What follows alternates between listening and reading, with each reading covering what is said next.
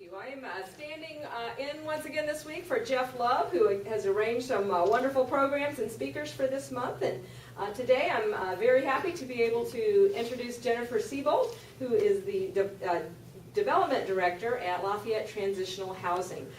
Jennifer is a native of the Lafayette area, graduated from Harrison High School, and attended university at Ball State, and then graduate school at Lehigh University in Pennsylvania. And she came back to the Lafayette area about 15 years ago and has worked in the nonprofit arena, served as director of Meals on Wheels for a time, and has been in her current position with Lafayette Transitional Housing for the last 8 months. And very familiar with the work that she does there at being a part of the Salvation Army and working with them. So very glad today to be able to have her come and share about the good work done at Lafayette Transitional Housing. So join me in welcoming. Okay,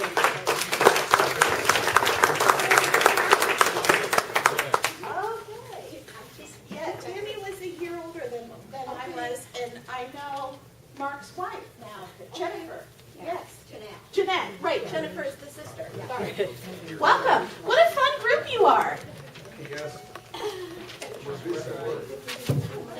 I came to the right place, I think. This has been a very exciting day. So I'm having a couple things passed down to you. Please take one of each. There's a white paper, and that's mostly what we're going to spend our time on today.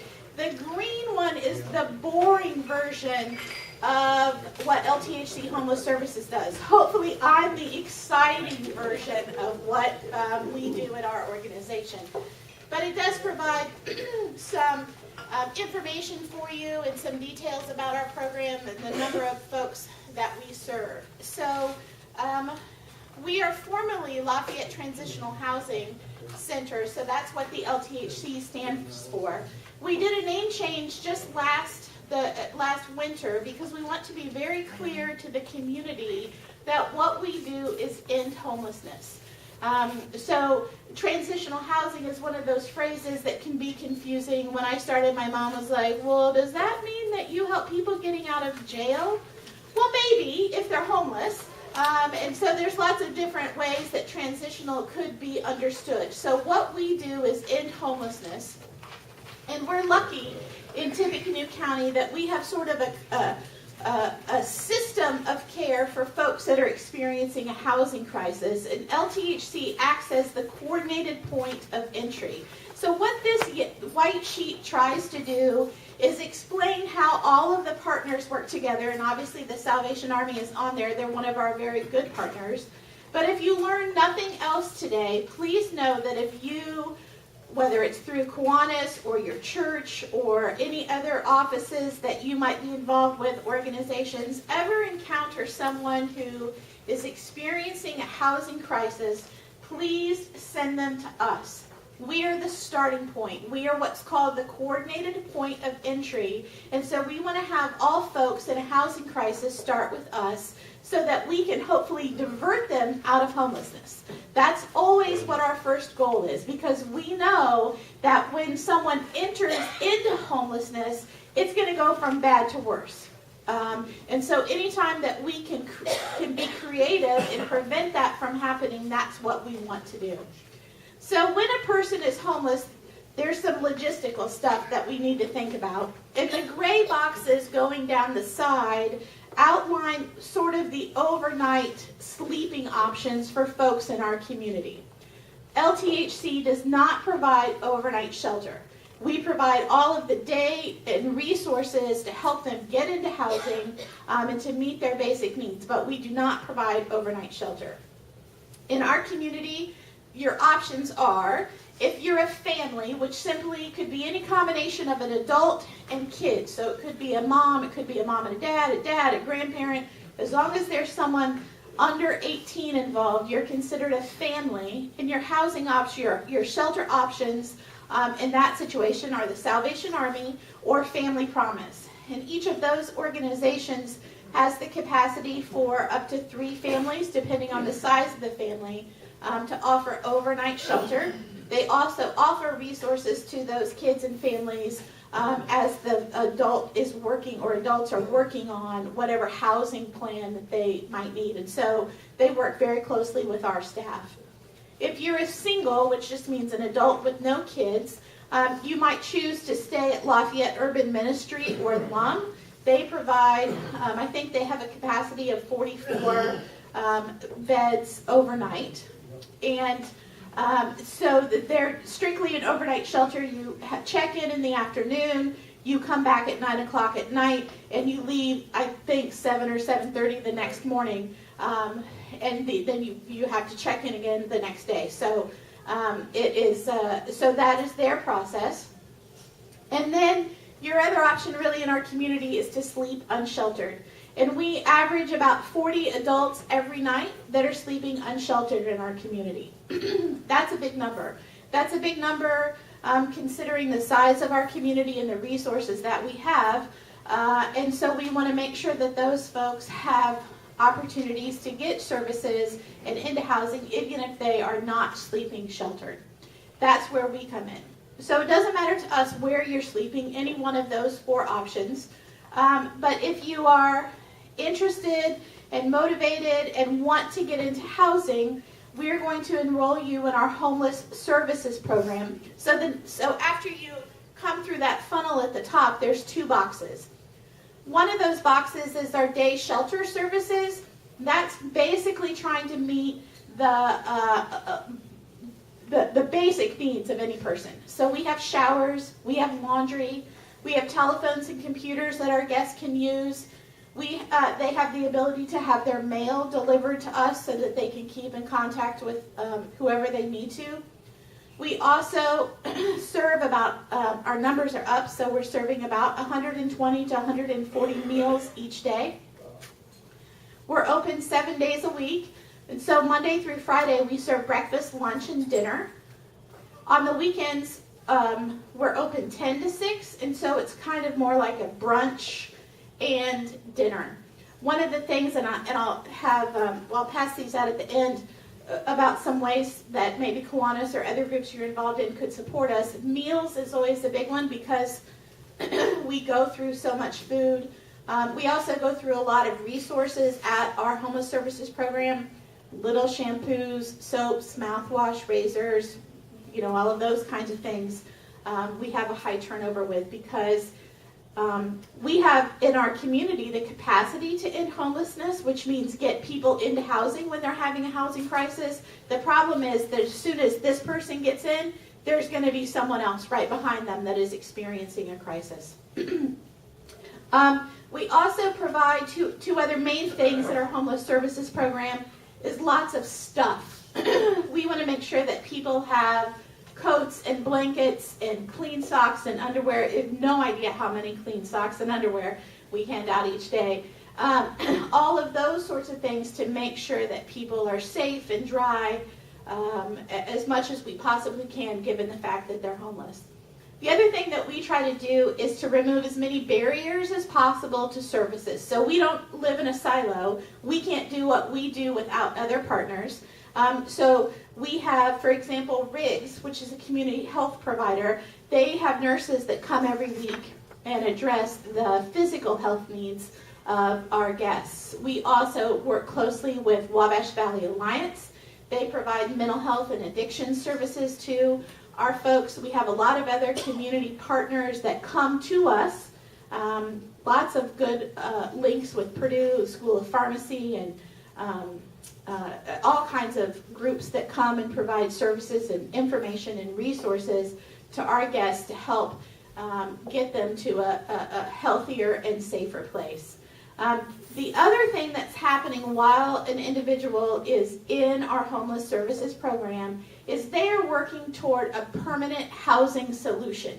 Now that's different for every person because it takes into account what their needs are, but also what their resources and barriers are. So I'm going to give you a couple of examples of maybe a typical kind of homeless person that we would deal with.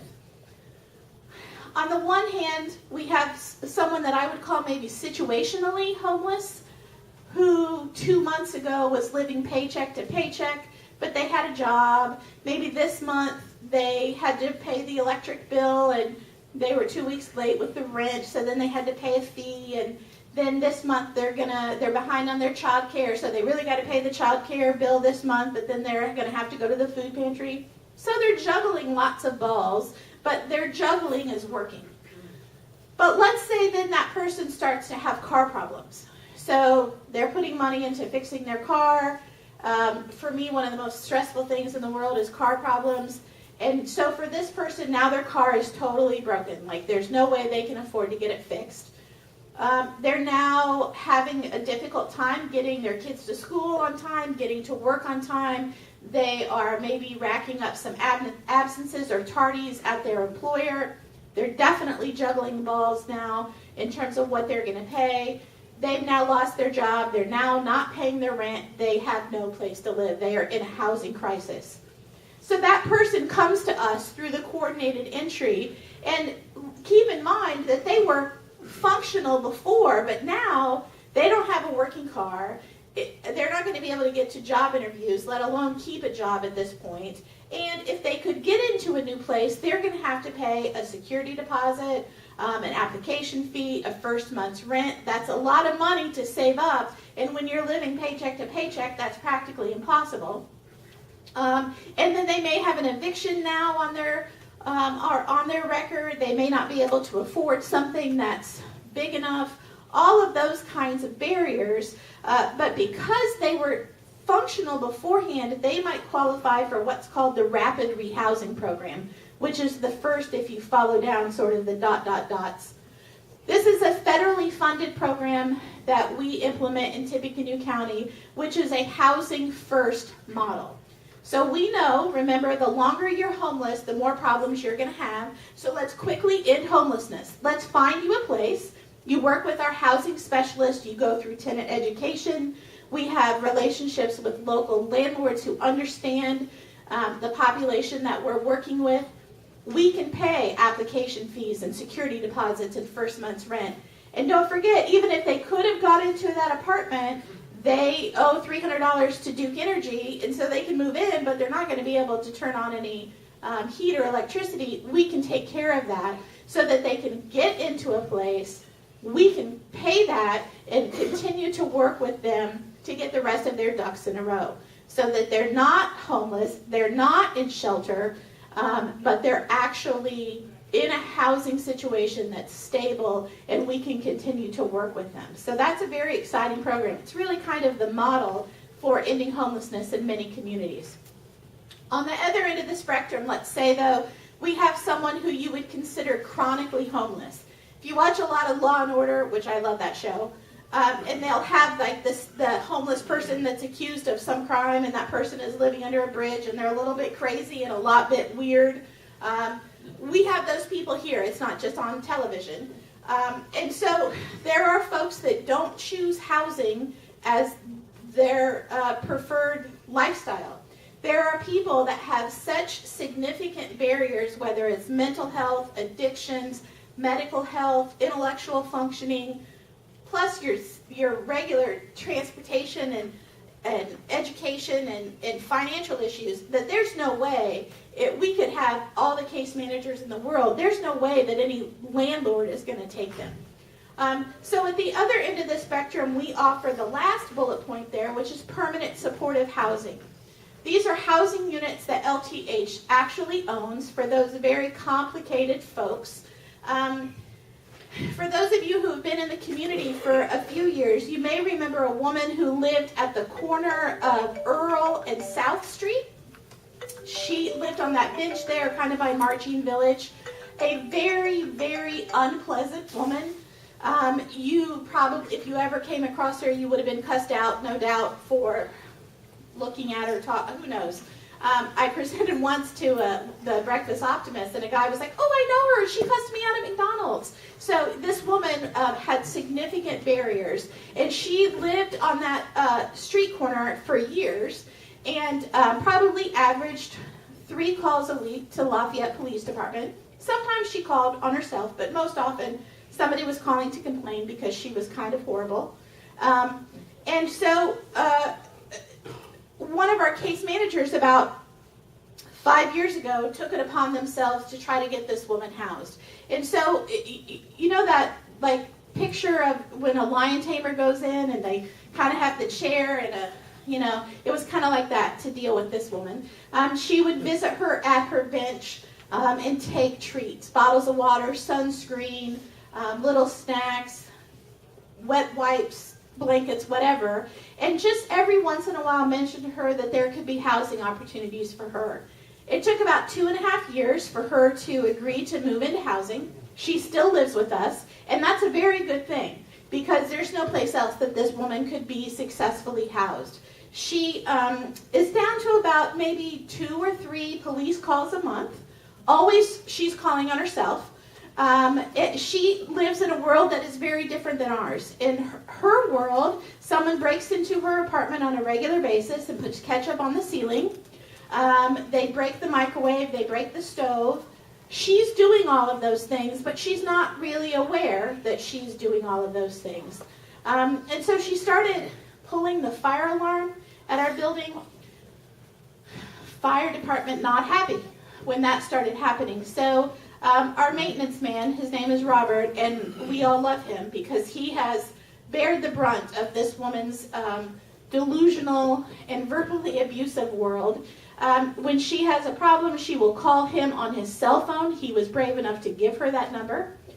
And she will leave a message about whatever the problem is because she now knows that within 24 hours, Robert will show up and explain to her that, no, there's not a leak. You washed your bed clothes in the bathtub and dragged them across the floor. It's going to leave water on the floor. He'll clean the ketchup from the ceiling and he'll tell her, I'll make a report of it. And that's all she needs to hear. But no one wants to hear her because I've been cussed out by her and I hardly even know her. So Robert has taken that upon himself and she is housed. The difference that makes not only for her, but for our community is significant. And so we are proud to be able to offer those permanent supportive housing units. We have 48 total singles units, so probably 8 would fit in a room, this size room. They're small little apartments. 24 of them are at the Lincoln Center, which is the old Lincoln School at 14th and Salem. And then the old Arnett Clinic at 8th and Ferry, and then it was a nursing home, and now is another 24 units for us. We also own 11 apartments that are for families in this same sort of high crisis, high barrier description. And so 11 families total. The apartments and the houses are different size to, so we can accommodate small, medium, and large families. But in each of those programs, we have case managers that are there that are on site to be able to work with our guests on whatever their permanent supportive housing plan is. So in the first example, that they may have a long to-do list. Go look at this apartment, go to tenant education class, put in 3 applications, so they have a lot that they have to do. On the other side, their goal is maybe to not set the building on fire today. It's a very different world and expectation, but we are meeting people where they are and where they're functioning, and we're keeping them housed. The rest of our clients, the majority of our clients, probably fall somewhere in the middle of that spectrum, and they would be placed in a traditional housing setting. So they're going to get their own lease, but it's going to take a little bit more time. They're not as either high functioning or as highly motivated as the rapid rehousing folks. So it's going to take more time for them to work through their barriers, to get and keep a job, to save up some money. But through all of that, the guest is able to access our services at the day support center and work with the case manager on a regular basis and in crisis situations to make sure that they're continuing to make progress. We do all of those things with the exception of the permanent supportive housing from the Howarth Center, which is at 18th and Union. It used to be the Jeff football field there, and so we are maxed out at capacity there. And so our hope is in the next 12 to 18 months to start breaking ground on a new facility that would be called the Engagement Center. It's 3 stories in our dream. The top 2 stories are more permanent supportive housing units because there are more folks in our community that need that level of support that we want to get out of a chronic homeless cycle and into housing. The first floor would be a 24-hour access center that we can do all of the stuff that we do now, but do it 24 hours, which is critical. We get calls all of the time from Lafayette Police Department. I've had them, other staff have had them on our personal, Facebook or cell phones that they're at Meyer late at night and there's a woman and she's homeless and she has no place to go. Well, it's night. There is no place for her to go in our community. So some officers will pay for a hotel room for that particular person, or they will leave them at Meyer or Walmart because it's well lit, it's safe, and there are bathrooms there. So we need to have a 24-hour resource for those folks. We need to have, if you do become homeless at 2 o'clock in the morning or 5 o'clock on a Saturday afternoon, we need to have a resource in our community for them to be sheltered. So that's what our goal is with the engagement center, to be able to do what we do well, but just on a larger scale, to be able to touch more lives. So, questions? Yes, sir. How are you funded? How is LTHC funded? Great question. All of our actual housing programs, so where people live, is federally funded through Housing and Urban Development, HUD. We also have federal funding through the VA because we have veterans-specific programs. I never really understood before I took this job why is there even such a thing as a homeless veteran, and why is it such a big thing that there's all of these programs and funding. But it is a thing, and it's a very sad and disrespectful thing for folks that served our country. So we do those services as well that are funded by the VA. We also are a United Way agency, and the rest of our budget comes from individuals and foundations and corporations that make charitable donations. Yes, sir. Do you have very many transients, folks that are headed down to Tippecanoe County? Yes. I understand your question because these are the 2 questions I get asked most often. So the question is, do we have a transient population? I'm not going to lie, sure, but the majority of the people that we see and the people that we serve, because we do have some requirements for you being a Tippecanoe County resident, even if you were homeless. We have to somehow prove that you've been living here. So the people that we're serving are in fact Tippecanoe County people.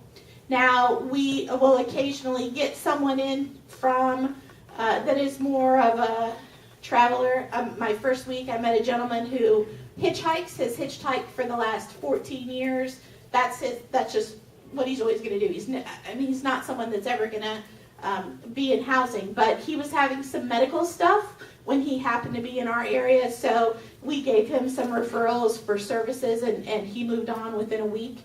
So there are those kinds of folks, but anyone participating in our homeless services and housing programs are all local. Yes, sir. One more question. How many of your housing developments come about because of churches that have Family Promise?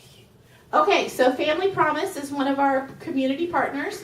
They have capacity for up to 3 families, and that's the church groups that each church rotates. And so when a client family is with Family Promise or Salvation Army, it's sort of the same. They have someone at Family Promise or Salvation Army that's working with them on their sort of day-to-day situation, making sure the kids get to school, making sure you're fed, you have clothes. But in terms of their housing plan, it's our case manager that is doing that work to get that person housed. Great. Last year we served over 1,800 unique individuals, and right now we have in all of our programs, we average about 200 people a day. Yes, question in the back. I was just going to comment that they also have a great bingo in the fall. Yes, And- August 17th. Wink, and- wink. Thank you. And Tucker had a table last year, so. Yes. Not Tucker, Kiwanis had a table last year. Yes, so we hope you'll have one again. That will be a very fun event. So I have a couple more handouts, but I'm just going to maybe leave them up here at your choice if you'd like to get them. This little yellow sheet is the top 10 ways that you could support our organization, and it ranges from we always need socks and underwear to cash. So there's a lot of opportunities in between. The other thing is you're at a restaurant, so I feel like you are food lovers. We have an Arnie's, Eat at Arnie's night coming up, so you just have to show it's eat in or carry out. So if you're an Arnie's fan and need an excuse to have a pepperoni and mushroom pizza for a good cause, then please feel free to take that. Any other questions? Yes, ma'am.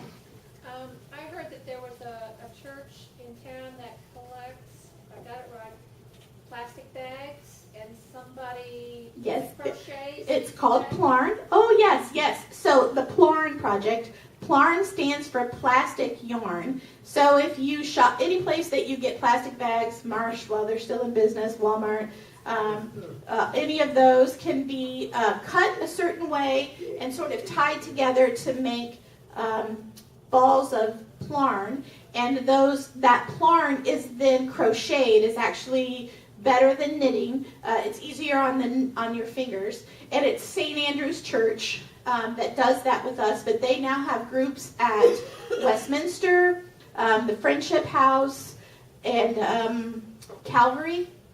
Yes, so there's now 4 places. Plus, they're teaching our clients how to Plarn. And so, depending on the size of the needle you use, this started with the idea of making sleeping mats. So you use a very large crochet needle, and it makes a very fat and cushy mat.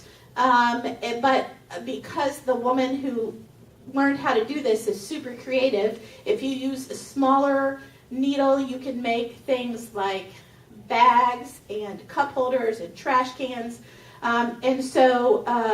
Yes, we love to have your plastic bags to turn them into Plarn, but we also need more people to Plarn. Even if you don't want to do the crocheting, the part that takes the longest is the cutting of the bags and rolling them. So if you wanted to have like a Kiwanis party and everybody brings in all your bags, and we could have some show you how to do that. So, yes, sir.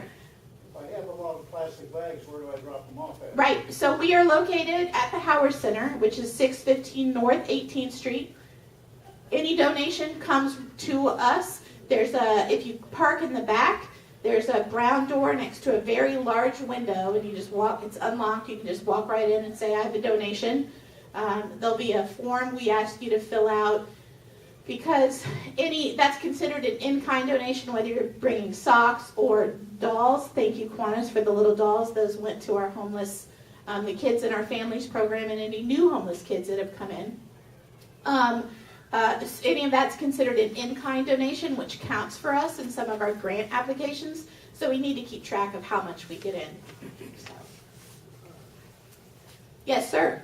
How about the drug problem that you might run into with homelessness? Sure. So his question is about, do our clients use drugs? The answer is yes. Whether they used them before they became homeless or because they're now homeless and they got nothing better to do, I don't know the answer to that. But addiction is certainly a large component of what we deal with. We identify that just as a mental health or a physical health disorder. That's not going to be a barrier to getting somebody in housing, because there's lots of alcoholics who are housed. There's lots of drug users that are housed. So it's not a requirement for us for you to be clean and sober. We want to get you in housing, and then we will work with you on getting clean and sober.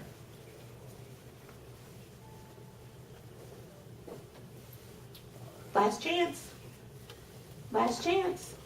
Some sort of a can. I'm getting your attention from the back. I don't know. Yes. Okay. Thank you so much. Thank you.